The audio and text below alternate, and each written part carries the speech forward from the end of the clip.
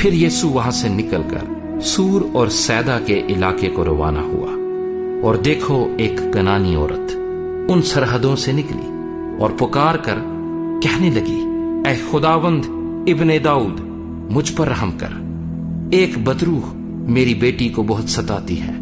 مگر اس نے اسے کچھ جواب نہ دیا، اور اس کے شاگردوں نے پاس آ کر اس سے یہ عرض کی کہ اسے رخصت کر دے، کیونکہ وہ ہمارے پیچھے چلی آتی ہے۔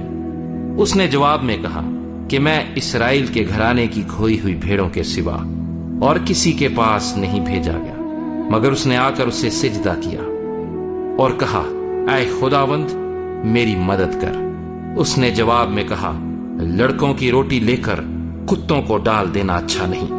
اس نے کہا، ہاں خداوند، کیونکہ کتے بھی ان ٹکڑوں میں سے کھاتے ہیں جو ان کے مالکوں کی میز سے گرتے ہیں۔ اس پر یسوع نے جواب میں اس سے کہا، اے عورت، تیرا ایمان بہت بڑا ہے، جیسا تو چاہتی ہے تیرے لیے ویسا ہی ہو۔